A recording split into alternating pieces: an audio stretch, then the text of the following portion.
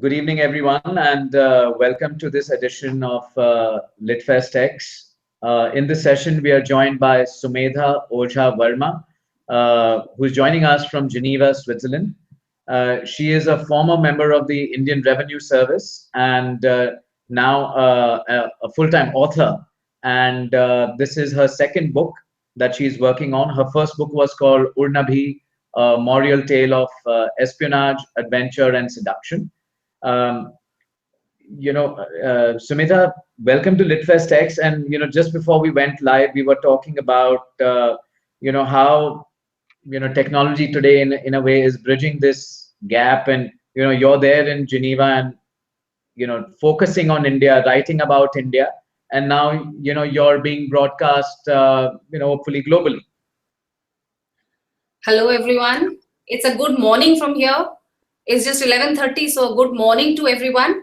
And thank you, Kumar, for this wonderful opportunity. And hello to all the people who are there on the hangout. Although I can't see anything. I can see only Kumar. It is absolutely wonderful to be able to communicate with people globally. And as I was telling him, I live in Geneva and I work in and about India. So for me to be able to do this thing is absolutely perfect. I don't need to disturb my writing routine. I can just take half an hour off and communicate with so many people. So it's a great, wonderful idea. Congratulations, Kumar. Thank you. Thank you. And we've got a very interesting discussion in this session, Sumedha. Was ancient India more modern than modern India?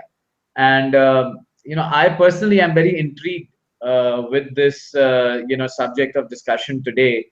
You have been someone who's very meticulously, researched and written about, ancient India. And, tell us from your perspective, what were those elements which make you believe that ancient India was in fact more modern than our current times? So this is a bit of a provocative topic, I think, because people think of modernity in terms of chronology. The nearer you are to today's time, the more modern you are. But modern can be understood in terms of concepts, in terms of humanity, the progress of humanity, and that's not always chronological. What happened with me was that I started on my writing effort. I started exploring ancient India. I am a woman. I am concerned with lots of issues that face women today. As I was researching for my own work, where the book is set in Mauryan India, the protagonist is a woman spy in the pay of Chanakya during Mauryan times. I realized that a lot of preconceptions I had about ancient India and how women behaved, lived in ancient India were actually completely wrong. I went back and started reading from the fountainhead of Indian wisdom, that is the Rig Veda.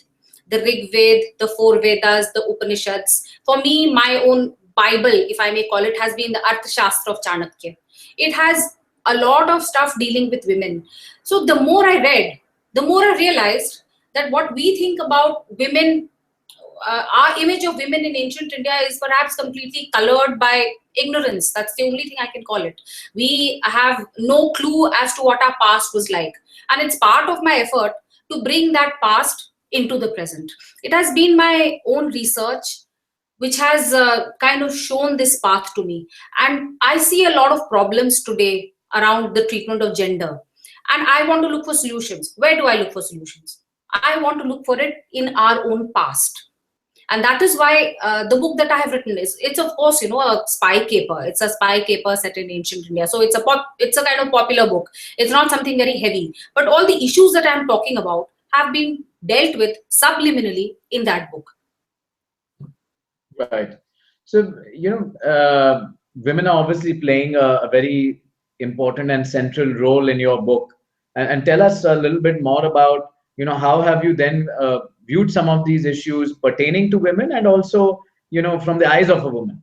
Yes. So the protagonist of my book is an orphan, a girl who was sold into the profession of the dancing girls of ancient India.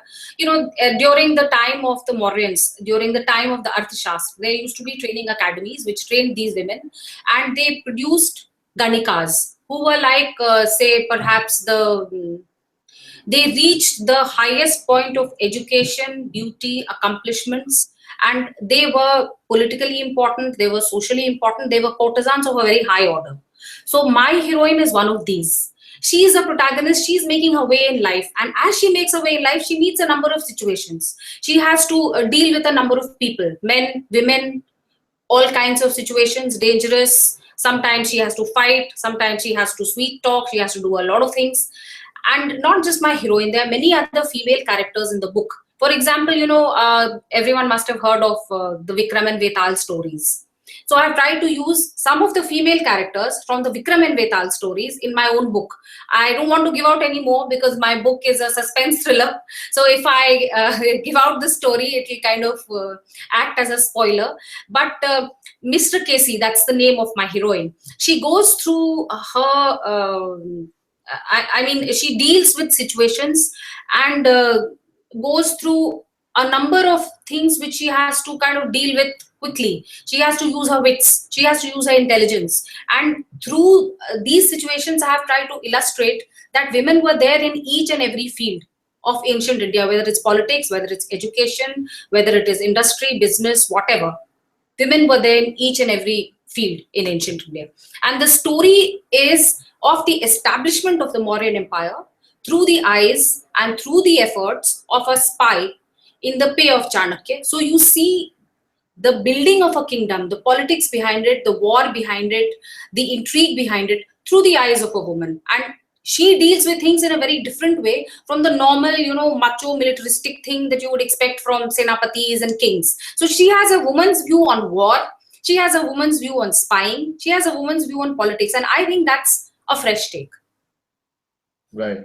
You know, it has been said that, the study of women, and looking at the progress of women in society, in terms of their participation in the workforce or the kind of rights they have access to, security, so on and so forth, is a good barometer of the progress of that society and that city, country, so on and so forth. And clearly, I think it's a good proxy to then look at and study this subject, saying that, were we more modern then, in terms of the avenues open for women, in terms of their rights, in terms of the portrayal of women in that era. And so tell us a little bit, about your findings there, or your depiction. Can one really say that in certain aspects, in certain ways, that ancient India was more modern than today's modern India?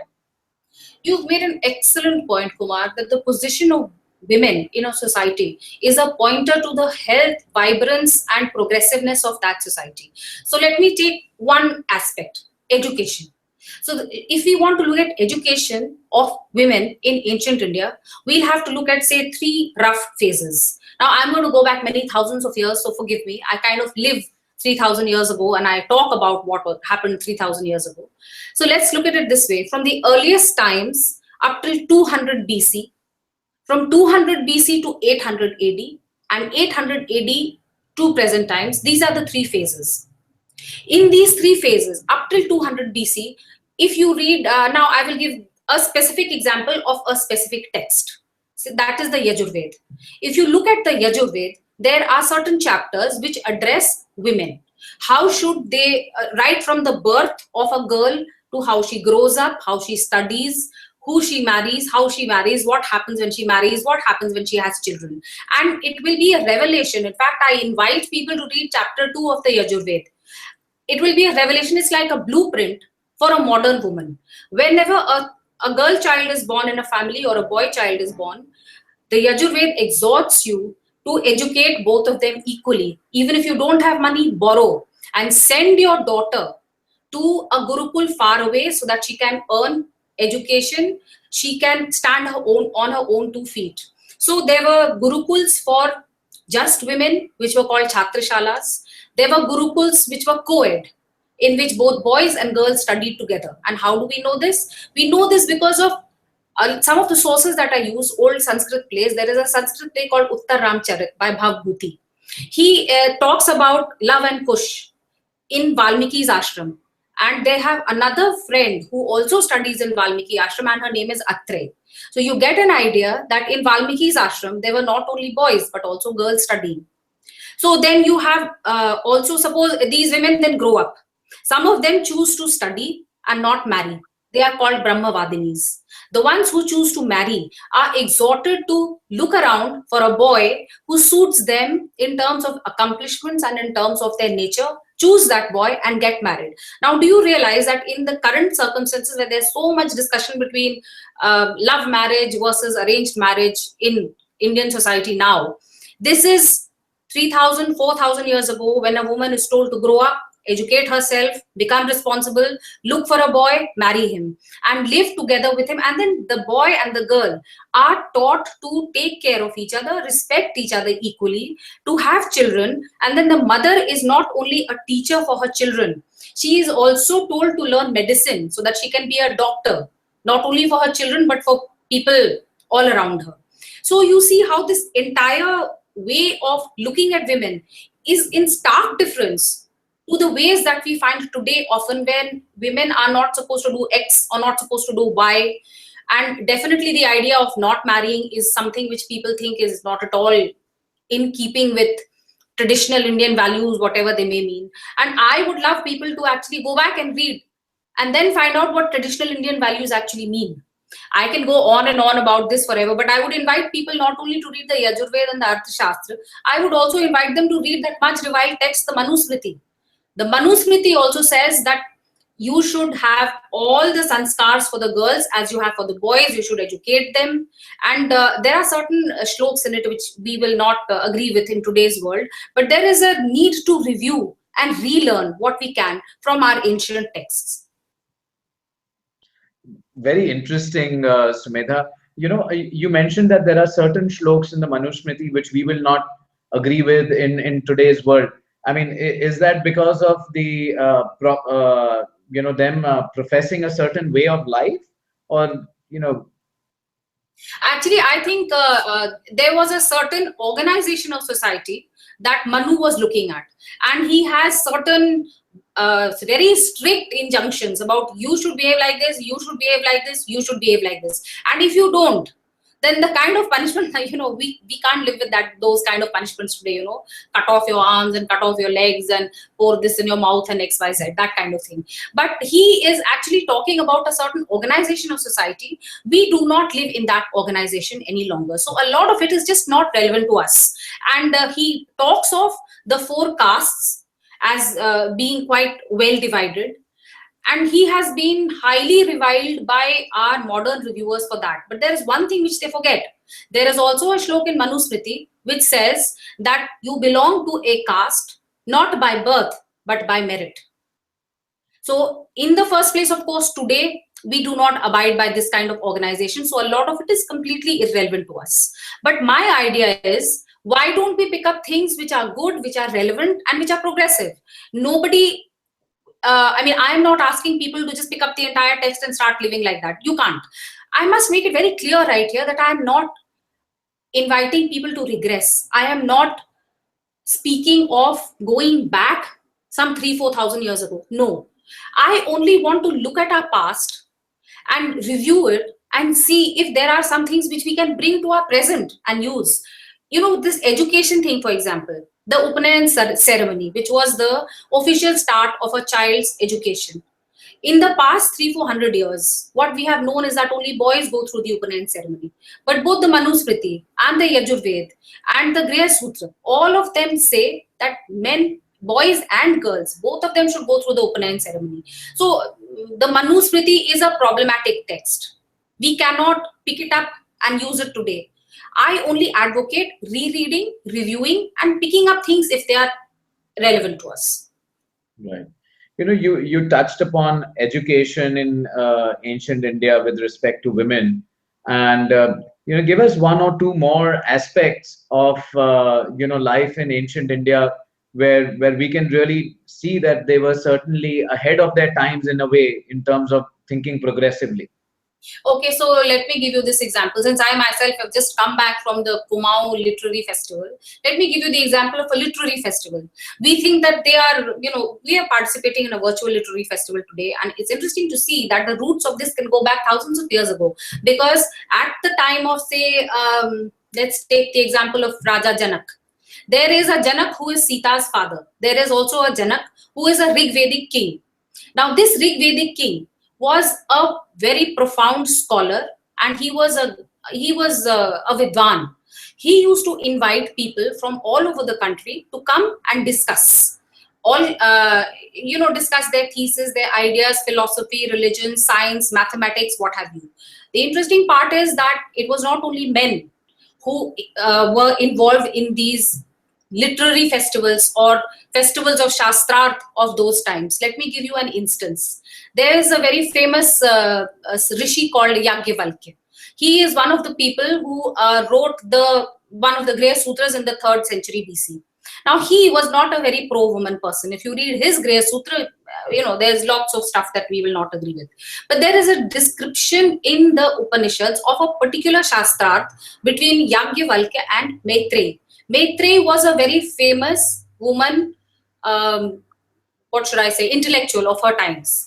So she questions him on his thesis, she questions him and she asks him things that he cannot answer. So in the court of Raja Janak, where there is a whole group of scholars, eminent scholars from the entire country present, she asks him questions which he can't answer, and then he becomes so angry that he starts cursing and abusing her. That if you ask me any more questions, woman, your head will burst into 1,000 pieces. So obviously, he loses. He loses the intellectual argument. Once you start abusing someone, you lose the intellectual argument.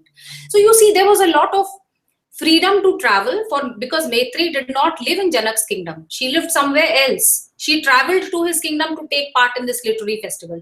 In fact, if you read Sanskrit plays, say again Malvika Agnimitra, Malti Madhav, if you read Kalidas, Bhavbhuti, you will find so many of these learned women characters. In the Malti Madhav, for example, you have this lady called Kamandaki.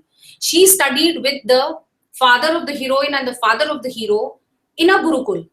And it's a love story. So the parents don't want the children to get married, and she helps those two children to get over the objections of the father, because she has been a classmate of the father's and she is a counselor for them. So it's quite amazing to see this kind of thing appearing in literature of so long ago.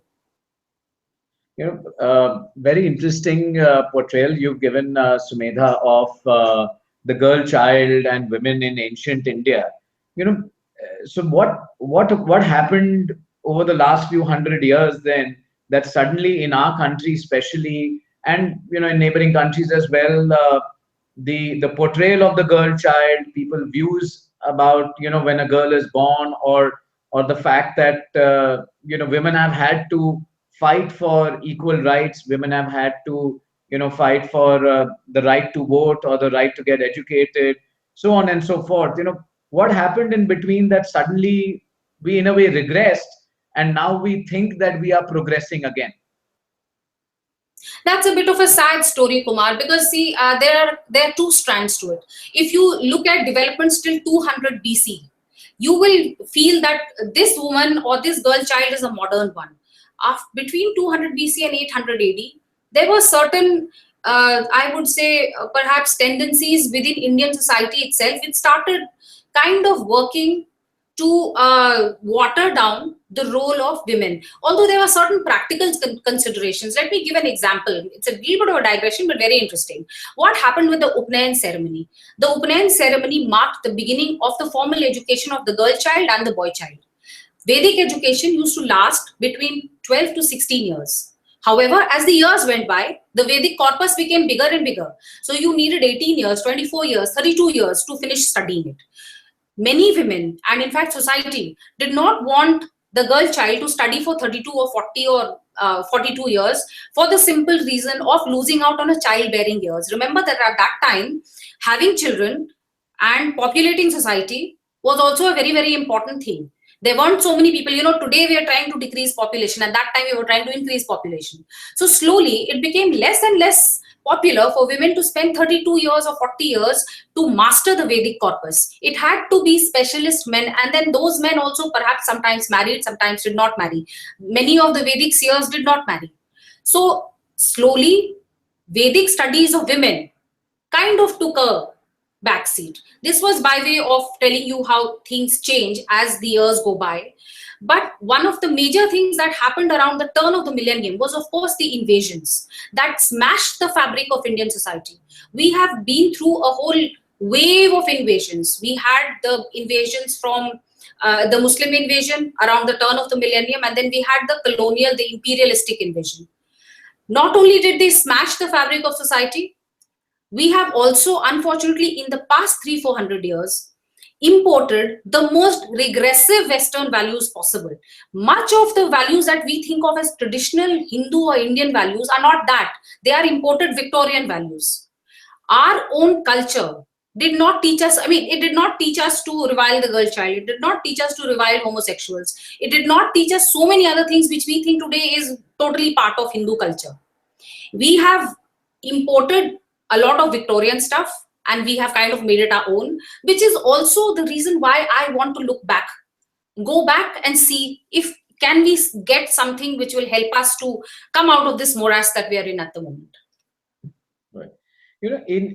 In addition to education, where clearly your research and portrayal of women is that they were far more progressive, or society was far more progressive towards educating women and giving them an opportunity to sort of go out and work and then sort of have a family. What about some of the other aspects? I mean, politics or any other aspects of life where you believe that ancient India was far more progressive in its approach and thinking with respect to women? Okay, that's an interesting question, because say let's take politics. So let me take again my favorite book, the Arthashastra. The Arthashastra has a king. It has a number of advisors to the king. And the closest advisor, the most important advisor, is the queen. There are three main advisors: the queen, the Purohit, and the Senapati. Of these, the queen is given the highest pay, she is given the highest rank. So in the innermost circle of the king, you have the queen who advises him on all political matters. If you go a little further out away from the palaces of kings and queens, you have uh, the courtesan, the Ganika. She was a very, very important political player, because she was in the thick of that elite and powerful society which managed everything and which kind of controlled the kingdom. So she was a political player who could change the equation, the power equation in a particular kingdom. Again, if anybody is interested in this, you can pick up my book and read. The second half of it has this courtesan called Kam Sundari, and the role that she plays in the politics between Magad and Keke. Keke is the kingdom that they are trying to defeat. So this is as far as politics goes. And I told you about Kamandaki. And there are so many other women who actually acted as advisors and counselors to important people like the king or important business leaders. There's little sentence of yours that I'd like to pick up on. You said that women used to go out to work. We must remember, Kumar, that this is not the industrial society. People did not actually go out to work, they worked at home. Business was divided as per guilds. So, for example, you had a textile guild. So there were people who were given, suppose you had to weave cloth. So women workers were the most important aspect of textile guilds in ancient India. You get this not only from the Arthashastra, but also from the Jatak tales, the Buddhist Jatak tales, and there is the oldest stream of stories in India, the Katha Sarit Sagar, which actually comes from a Prakrit set of stories called the Badkaha, which was written in the 6th century BC. So if you look at these stories, you have women who are traders, you have women doing business, you have women who weave cloth, you have women who are also money lenders. So there are women who are doing all kinds of things. Last but not the least, they were also soldiers and spies. Chandragupta's innermost circle of guards consisted of women soldiers. he entrusted his life to women soldiers. The most important political and military tool in the hands of Chanakya were his women spies. There is an entire chapter in the Arthashastra about women spies. And again, I would like to mention also doctors. There was a system of teaching women about Ayurveda, about keeping your mind and body healthy, because they were in Hindi we call it the Aadhar Stamb. They were the basis of not only the family but also the society. So I really can't think of any part of or any aspect of society where they did not play a role.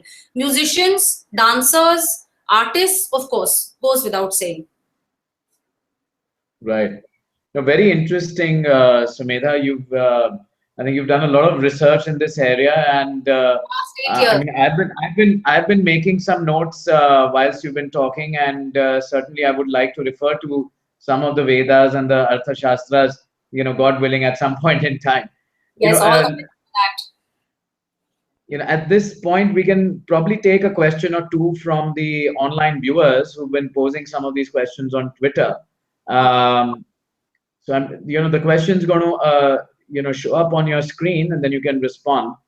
Um, Okay. Or you can read it out to me if I can't see it. sure. I'm going to read it out as well. So this one is from Punni, and she says, why we haven't been able to take the progress work ahead. So I'm assuming she's talking about the fact that, if thousands of years ago, things were so progressive, with respect to women in society, then why haven't we been able to sort of build on that? Purnima, that is exactly the question, and that is what bothers me so much. I think the reason we have not been able to take it ahead is because we have lost it. Tell me, of all the people here, how many of us have read the Yajurved? How many of us have read all these things? Do we know all these things? We don't. We have lost our links with our mother tongues. We have lost our links with Sanskrit. We have lost our links with our own scriptures, our own plays, our own body of works. When we don't know what exists, how are we going to take it forward? So I would, invite you, in fact, urge you, read all this, learn for yourself. Don't dismiss things which are called regressive simply because someone says so. Read it for yourself. I am very controversially espousing the cause of the Manusmriti here, but read it, see what it says about women, reject the bit which you don't like, and then you will find the progressive bits left.